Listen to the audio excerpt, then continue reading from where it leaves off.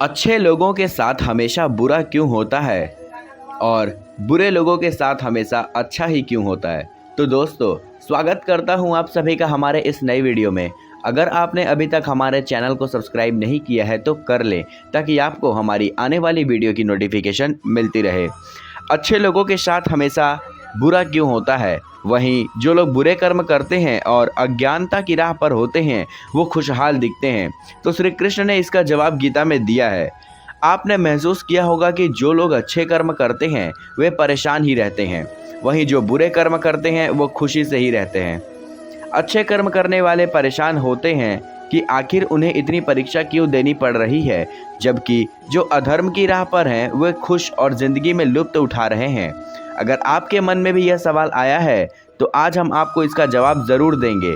यह जवाब वो है जो भगवत गीता में लिखा हुआ है और श्री कृष्ण ने अर्जुन को दिया था।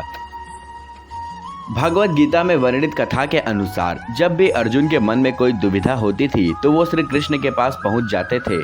एक बार की बात है, अर्जुन भगवान श्री कृष्ण के समीप आकर कहें कि वे दुविधा में हैं और इसका जवाब वो श्री कृष्ण से चाहते हैं। श्री कृष्ण ने पूछा कि क्या सवाल है।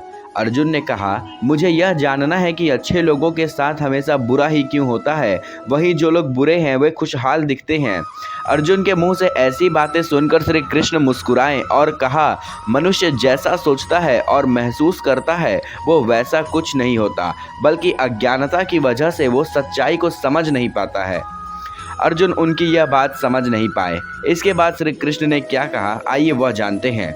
श्री कृष्ण ने अर्जुन से कहा कि पार्थ, मैं तुम्हें एक कथा सुनाता हूँ, उसे सुनकर तुम समझ जाओगे कि हर प्राणी को उसके कर्म के हिसाब से ही फल मिलता है।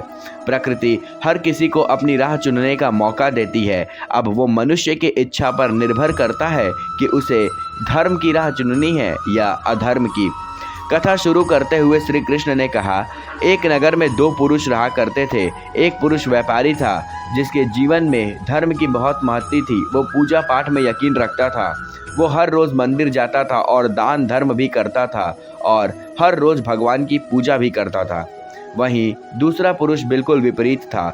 वो हर रोज़ मंदिर तो जाता था लेकिन पूजा करने नहीं, बल्कि मंदिर के बाहर से जूते चप्पल चुराने। उसे दान और धर्म का कोई लेना देना नहीं था। समय बीतता गया और एक दिन बहुत जोर की बारिश हो रही थी।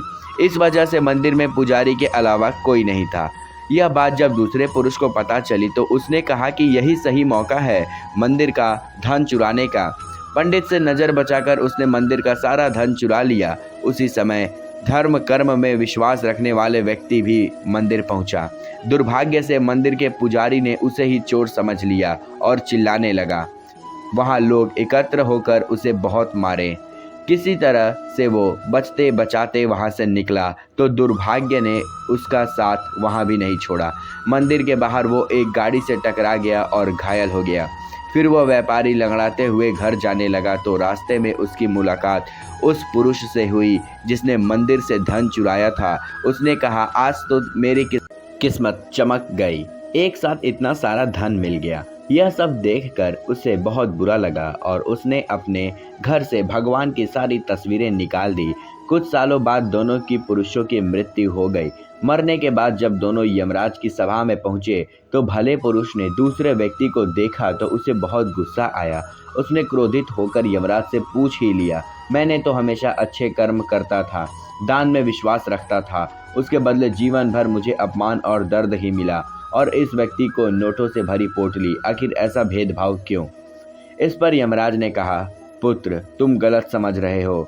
जिस दिन तुम्हारी गाड़ी से टक्कर हुई थी वो दिन तुम्हारे जीवन का आखिरी दिन था, परंतु तुम्हारे अच्छे कर्मों की वजह से तुम्हारी मौत सिर्फ एक छोटी सी चोट में बदल गई। तुम इस दृष्ट व्यक्ति को के बारे में जानना चाहते हो। दरअसल इसके भाग्य में राजयोग था, मगर इसके कुकर्मों और अधर्म की वजह से वह सिर्फ एक छोटी सी धन की पोटली में बदल गया। कथा सुनने के बाद श्री कृष्ण ने अर्जुन से कहते हैं, पार्थ, क्या अब तुम्हें तुम्हारे सवाल का जवाब मिल गया। ऐसा सोचना कि भगवान तुम्हारे कर्मों को नज़रअंदाज कर रहे हैं, यह बिल्कुल भी सत्य नहीं है। भगवान हमें कब क्या किस रूप में दे रहा है मनुष्य को कभी भी समझ में नहीं आता है। मगर आप अच्छे कर्म करते रहे तो भगवान की कृपा हमेशा आप पर बनी रहती है।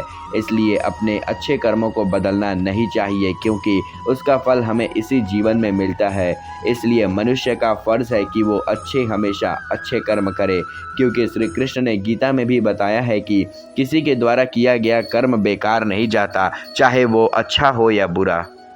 तो दोस्तों, उम्मीद करता हूँ कि आज की वीडियो से आपको समझ में आ गया होगा कि बुरे लोगों के साथ अच्छा क्यों होता है और अच्छे लोगों के साथ हमेशा बुरा क्यों होता है। तो अगर आपने अभी तक हमारे चैनल को सब्सक्राइब नहीं किया है तो कर ले, ताकि आपको हमारी आने वाली वीडियो की नोटिफिकेशन मिलती रहे।